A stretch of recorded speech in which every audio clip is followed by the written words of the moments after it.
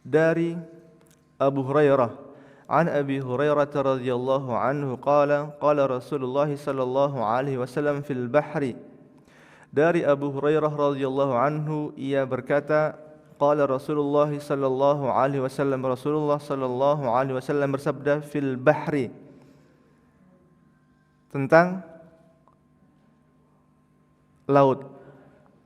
Dikatakan huwa at-tahuru ma'uhu al-hillu maitatuh. Apa itu?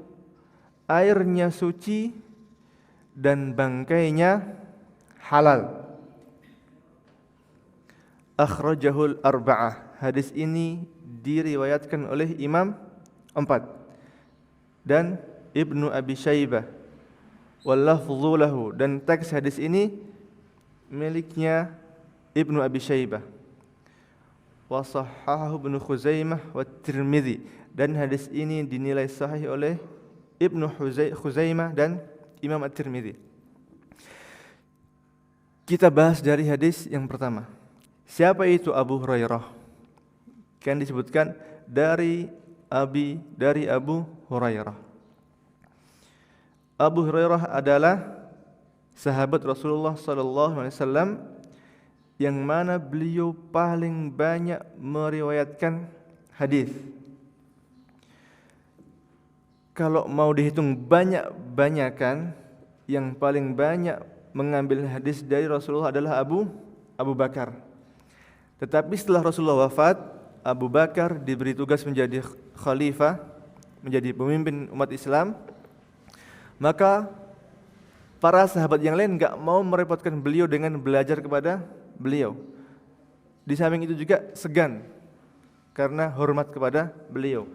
Maka para sahabat berpindah belajarnya, enggak kepada Abu Bakar, tetapi berpindah ke Abu Hurairah. Para sahabat yang belajar dari Abu Hurairah itu sekitar ada 800 orang. Dan Abu Hurairah wafat pada tahun 57 Hijriah, berarti 57 tahun setelah hijrah berlangsung. Dan Ibnu Umar, putranya Khalifah Umar, itu memuji Abu Hurairah dengan mengatakan, kunta al-zamani li Rasulillah sallallahu alaihi wasallam wa a'lamana bi hadithihi. Wahai Abu Hurairah, engkau adalah orang yang paling sering bersama Rasulullah, senantiasa bersamainya, dan engkau adalah orang yang paling tahu tentang hadis Rasulullah sallallahu alaihi wasallam. Begitu. Makanya kalau kita menghafal hadis, pasti sering banyak mendapatkan an Abi Hurairah dari Abu Hurairah. Baik. Kemudian Abu Hurairah mengatakan qala Rasulullah sallallahu alaihi wasallam. Rasulullah sallallahu alaihi wasallam. Teksnya berbunyi sallallahu alaihi, menggunakan kata ala. Sallallahu alaihi wasallam. Kenapa tidak sallallahu, tidak Allahumma salli ala Muhammad wa ali? Kenapa pakai ala? Yang pertama karena itulah salawat yang diajarkan oleh Rasulullah. Ketika beliau ditanya, bagaimana kita bersalawat kepadamu wahai Rasulullah? Beliau mengatakan, qulu Allahumma salli ala Muhammadin wa ala ali Muhammadin. Ada kata alanya. Itu yang pertama, menggunakan kata ala. Dan yang kedua, untuk membedakan dengan salawatnya orang-orang Syiah. Karena orang Syiah mengatakan Allahumma salli ala Muhammad wa ali. Jadi kalau orang Syiah mengatakan Allahumma salli ala Muhammad wa ali, tidak menyebutkan ala. Maka kalau kita menyebutkan Allahumma salli ala Muhammad wa ala ali Muhammad, kita dapat dua perkara. Yang pertama, sesuai yang Nabi ajarkan. Yang kedua, menyelisihi orang Syiah. Kemudian fil bahri, mengenai laut atau di laut. Kata fil bahri itu bukan masuk teks hadis, bukan masuk lafaz dari Rasulullah. Itu teksnya lafadznya Ibnu Hajar untuk meringkas hadis tentang laut. Huwa at-tahuru ma'uhu al-hillu maitatuh. Nah, barulah yang betul-betul sabda Rasulullah itu dari kata huwa at-tahuru ma'uhu al-hillu maitatuh. Laut itu suci airnya dan bangkainya suci. Laut itu mensucikan, airnya suci dan mensucikan, dan bangkainya halal. Al-hillu maitatuh, dan bangkainya halal. Dan kira-kira berapa jumlah air laut, berapa persennya planet bumi ini? Itu ada 3/4 bumi ini air.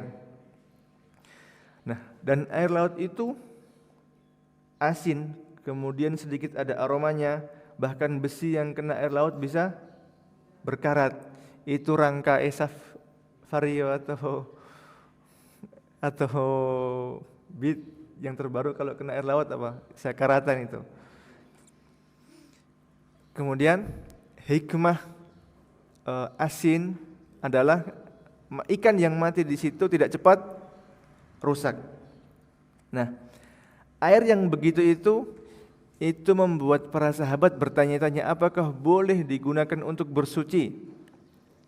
Makanya ketika ada sahabat yang menaiki kapal kemudian membawa bekal sedikit dari air tawar, dia mengatakan, kita kalau berwudu dengan air tawar kita kehausan. Apakah kita boleh berwudu dengan air laut? Maka Nabi menjawab dengan hadis tadi, huwa at-tahuru ma'uhu al-hillu maitatuh. Air laut itu suci dan mensucikan airnya dan halal bangkainya. Beliau tidak mengatakan ketika ditanya apakah kita boleh berwudu dengan air laut, beliau tidak mengatakan iya, tapi langsung dijawab dengan suci airnya dan mensucikan dan bangkainya suci. Kenapa kalau dijawab dengan iya? Nanti dikhawatirkan air laut itu boleh digunakan untuk berwudu ketika darurat saja. Kalau ditanya apakah kita boleh berwudu dengan air laut? Iya. Nah, itu nanti difahami boleh ketika darurat. Tapi kalau dikatakan huwa at-tahuru ma'uhu al-hillu maitatuh, airnya suci dan mensucikan dan halal bangkainya. Oh, kalau gitu berarti kapanpun kita bisa bersuci dengan air laut. Begitu. Kemudian halal bangkainya. Apa yang dimaksud dengan halal bangkainya? Saya bertanya kepada adik-adik, kalau ada kambing masuk ke laut, kemudian mati di laut, apakah halal? Di hadis dikatakan halal bangkainya. Itu tadi yang kambing yang masuk ke laut, dia bangkai di laut. Halal enggak? Bapak menjawab tidak. Adik-adik harus yakin dengan jawaban sendiri, jangan ikut-ikutan. Tidak. Ada yang bilang halal? Ya, betul. Yang dimaksud dengan halal bangkainya itu untuk binatang laut, penduduk laut seperti ikan, kepiting, ikan dengan semua jenisnya gitu. Begitu. Bukan kambing, bukan binatang darat yang masuk ke laut kemudian mati, tenggelam jadi halal, bukan ya. Tapi yang dimaksud adalah ikan dan kawan-kawannya. SpongeBob gimana SpongeBob? Enggak ya. Ibu-ibu enggak tahu SpongeBob, yang tahu adik-adik. Dia tinggalnya di laut. Itu. Nah, dari hadis tadi kita bisa mengambil beberapa pelajaran. Yang pertama, bahwasanya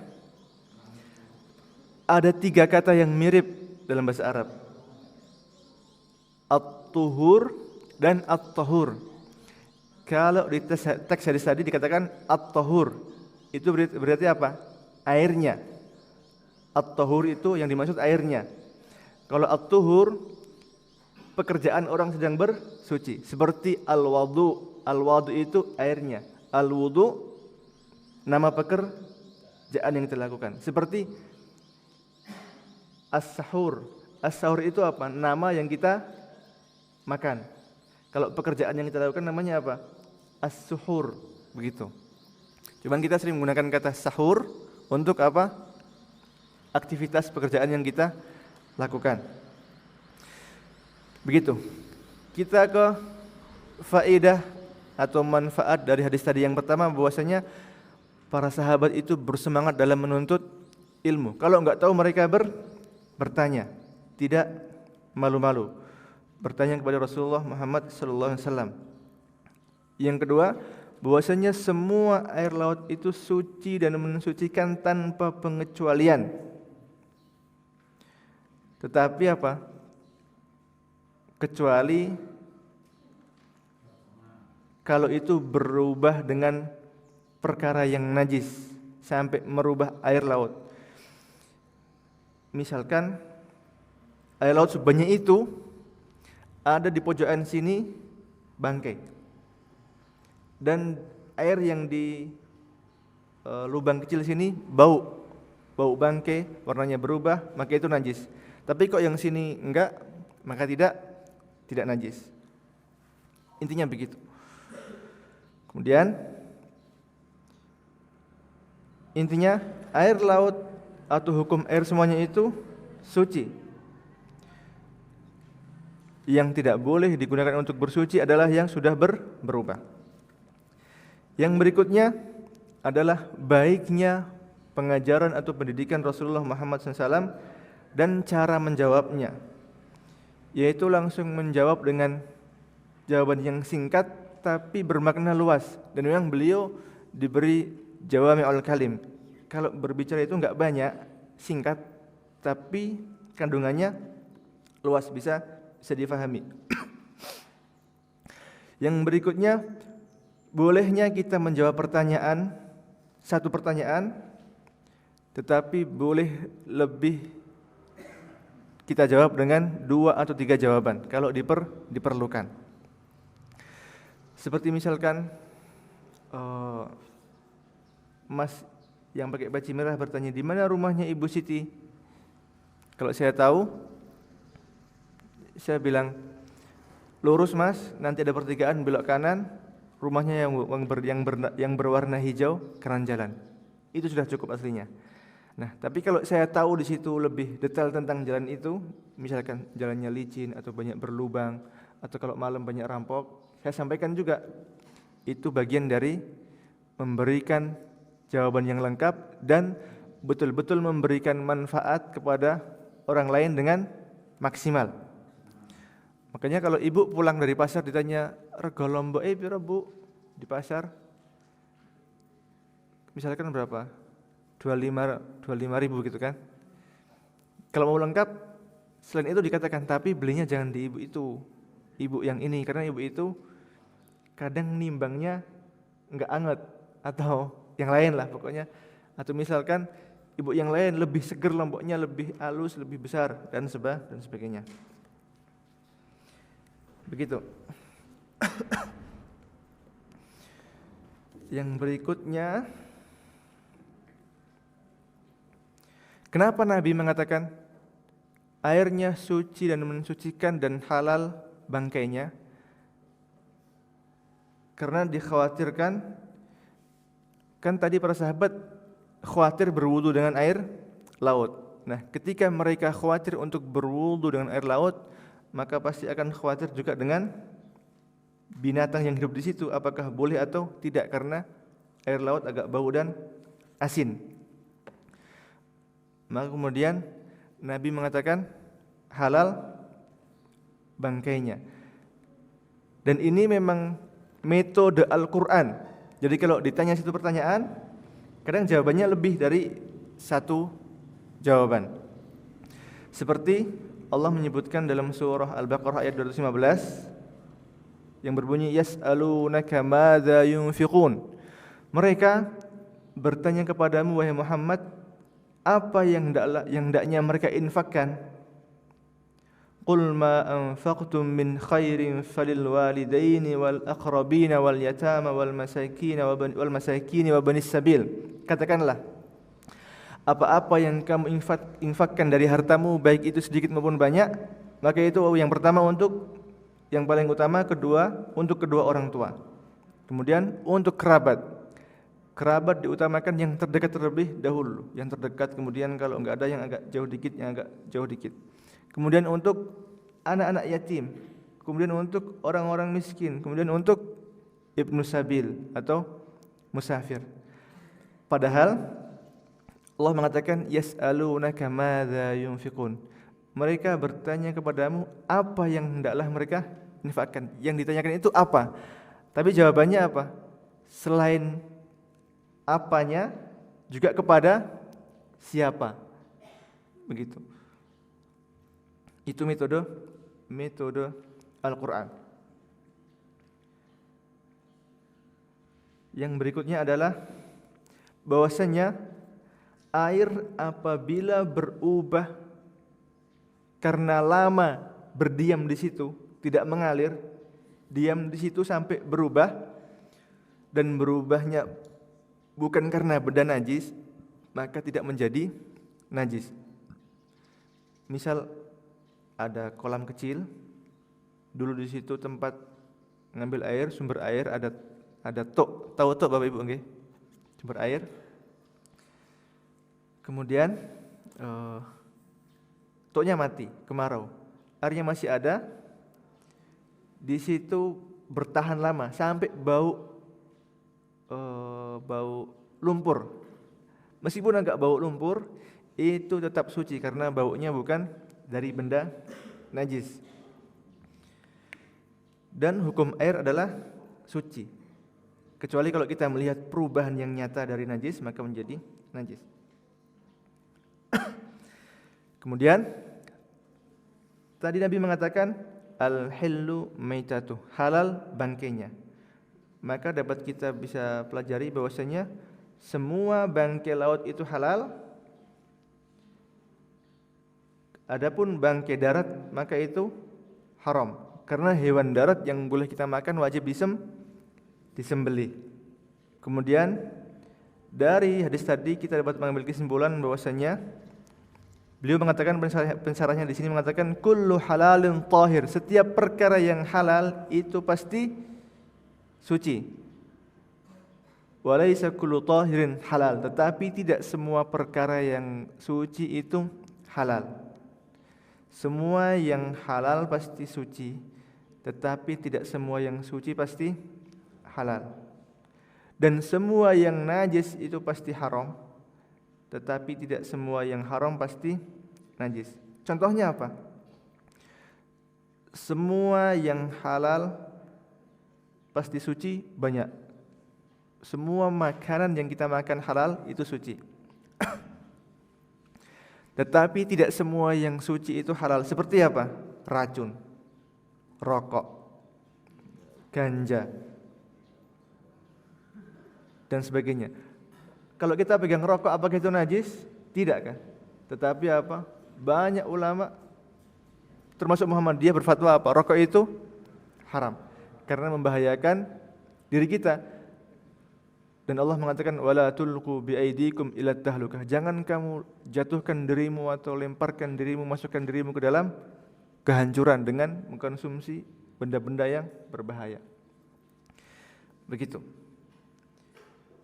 Kemudian wa kullu najisin haram. Setiap perkara yang najis pasti haram. Jelas semua benda yang najis kita enggak mau memakannya. Karena benda luar saja, piring atau bejana yang kena najis, jilatan anjing gitu, kita diperintahkan untuk mencuci 7 kali. Yang pertama dengan debu, ulahunna biturab.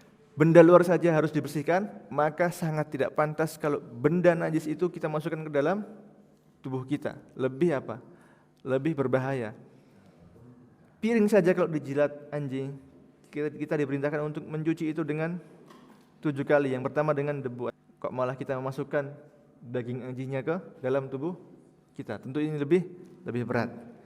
Dan dalil semua yang najis pasti haram itu adalah firman Allah yang berbunyi, "Qul la ajidu fima uhiya ilayya muharraman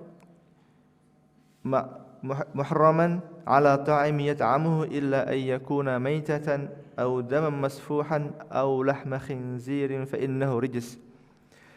Katakanlah Muhammad, tidaklah aku dapatkan dalam wahyu yang diwahyukan kepadaku tentang perkara yang haram atau makanan yang haram, kecuali kalau makanan itu apa? Bangkai atau darah yang mengalir ketika hewan disembelih atau daging babi. Maka semua itu apa? Najis, kotor, begitu. Nah, selain yang Allah sebutkan tadi dan Allah sebutkan di hadis yang lain seperti kita dilarang memakan kullu dzinabin minas siba, setiap hewan yang punya taring yang dengan taringnya itu digunakan untuk menerka mangsanya, atau kullu dzimikhlabin minat thair, atau setiap burung yang punya kuku yang kukunya digunakan untuk menerka mangsanya, itu enggak boleh. Maka selain itu halal dimakan. Atau juga seperti kita dilarang membunuh 5 hal, yaitu apa?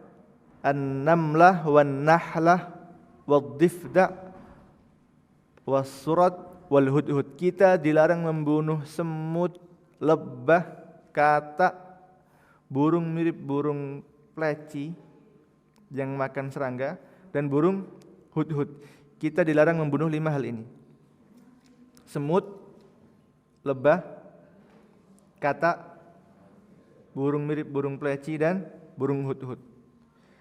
Tetapi kalau semut, kata para ulama, kalau semutnya mengganggu bahkan menyengat, boleh apa? Boleh dibunuh, karena kehormatan manusia lebih dihormati, lebih diutamakan dibanding hewan. Tapi kalau tidak mengganggu, di pohon yang jauh, kemudian lebah juga di tempat yang jauh, tidak perlu dibunuh. Tapi kalau di dalam rumah, nah itu beda lagi. Apalagi kalau lebah madu jangan dibunuh, sayang. Mending kita manfaatkan, kita ambil madunya, begitu. Kita dilarang dari 5 hal, tetapi juga diperintahkan untuk 5 hal. Kita boleh membunuh 5 hal ini, baik saat halal maupun saat ihram, saat pakai pakaian ihram mau umrah. Apa aja yang 5 yang boleh kita bunuh? Al-ghurab, wal had'ah, wal fa'rah, wal aqrab, wal kalbil aqur. Kita diperintahkan untuk membunuh gagak, burung gagak, kemudian mirip seperti burung alap-alap atau burung merpati, al-had'ah, kemudian tikus, kemudian kalajengking, kemudian anjing yang galak yang menggigit. Nah, anjing ini juga dikiaskan dengan termasuk serigala yang mengganggu. Kita diperintahkan untuk membunuh itu semua. Kalau ada tikus maka bunuh saja, diracun enggak apa-apa. Karena memang apa? Merusak. Kalau kita punya barang-barang gitu, sekarung beras, sekarung padi bisa dirusak. Atau kadang bisa naik ke rak buku menggigit buku. Di atas ternit kadang menggigit kabel. Karena memang tikus itu harus melakukan perawatan gigi. Jadi kalau giginya itu, dia tiap hari gigi itu memanjang. Kalau kita tiap hari kukunya memanjang, kalau tikus giginya memanjang. Kalau dia tidak menggerogoti sesuatu, nanti akan panjang, lama-lama apa? Mati. Maka dia harus perawatan gigi dengan menggigit apa saja yang ditemui. Makanya kita enggak habis pikir kok kabel dimakan. Dia enggak dimakan, tapi itu digigit saja. Perawatan gigi, kabel, kayu, buku, semuanya. Begitu. Yang kita diperintah untuk membunuh Ya, cicak keenam. Itu perintahnya di hadis yang lain, tapi intinya kalau cicak itu kalau kita membunuh dapat pahala. Begitu. Kalau yang di hadis tadi yang 5 golongan itu gagak, alap-alap, tikus, kalajengking dan anjing yang galak, yang menggigit. Begitu. Ular juga. Tapi itu perintahnya di hadis yang lain. Begitu. Kenapa kok di sini beliau mengatakan 5 padahal ada yang lain? Maksudnya dalam kesempatan itu beliau hanya ingin mengatakan 5. Seperti beliau mengatakan hakul muslimi 'alal muslimi sittun. Hak-hak sesama muslim itu ada 6. Padahal bukan hanya 6, ada banyak. Tapi ketika itu beliau mengatakan hanya 6 saja. Begitu. Nah, hadis tadi yang pertama kita bahas itu hukumnya sahih. Oleh para ulama dinilai sahih. Dan hadis sahih oleh para ulama itu harus memiliki 5 syarat supaya hadis bisa bernilai sahih. Yang pertama adalah harus perawinya itu adil. Adil itu agamanya bagus, tidak tercoreng agamanya. Menjaga sholatnya, kemudian wibawanya, kemudian dia tidak pernah menipu hewan.